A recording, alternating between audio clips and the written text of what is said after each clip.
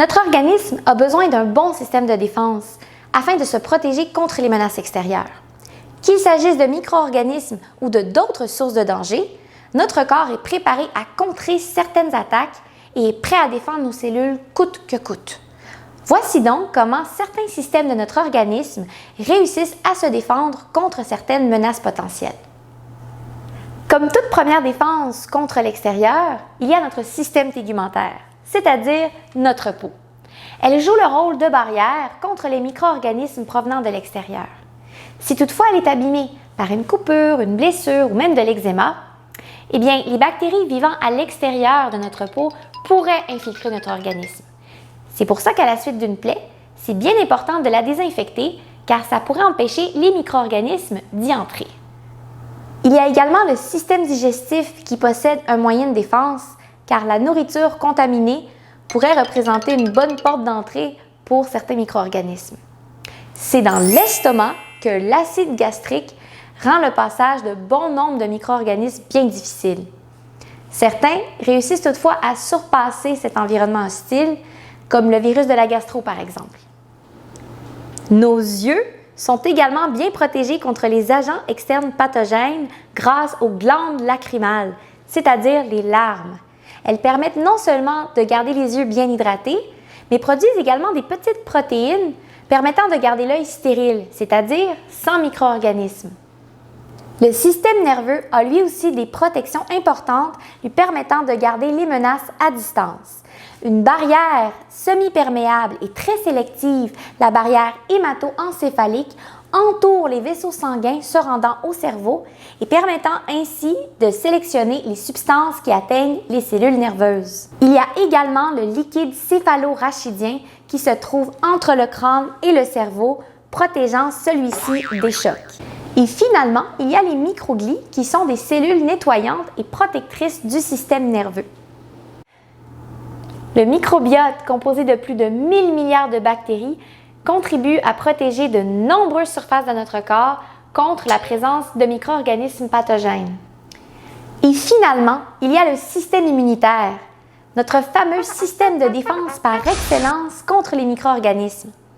Les cellules nommées des globules blancs, aussi connues sous le nom de leucocytes, sont prêtes à nous défendre et à nous protéger contre toutes les menaces qui pourraient survenir. Aujourd'hui, je vais vous expliquer les différentes parties de la peau et comment certaines menaces physiques, telles les rayons UV du soleil, peuvent l'altérer. La peau est un tégument signifiant couverture, très souple et résistante à la fois. En plus de son rôle de barrière protectrice contre les micro-organismes, elle joue un rôle de thermorégulation et de maintien de l'hydratation. La peau est formée de deux couches distinctes, l'épiderme, la couche de la surface, et le derme, la couche interne. Dans l'épiderme, on retrouve les cellules nommées les mélanocytes qui produisent le pigment de notre peau, la mélanine, servant à nous protéger des rayons UV. Mais cette protection n'est pas infaillible, car c'est pour cela qu'il faut utiliser un écran protecteur contre le soleil et ce, peu importe notre pigmentation. Le derme, quant à lui, est composé de nombreux tissus conjonctifs, des globules blancs, des vaisseaux sanguins, des terminaisons nerveuses sensorielles, etc. Je vais vous montrer comment les rayons UV du soleil peuvent endommager des cellules. J'ai ici une gélose de la nourriture à micro-organismes sur laquelle je vais ensemencer des bactéries. J'utilise un écouvillon pour étendre la culture de bactéries sur le milieu.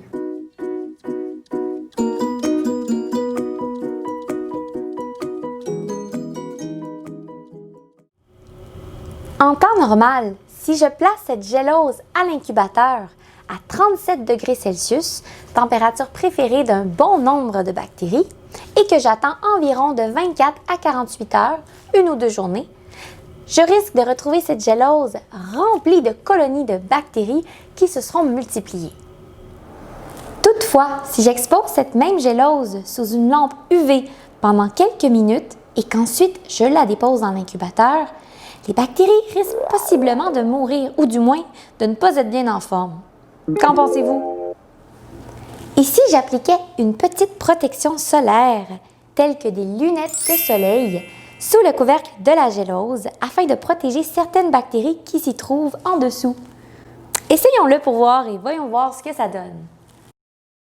Après quelques jours, on observe que les bactéries, ne se trouvant pas en dessous de la protection solaire appliquée, ne se sont pas multipliées.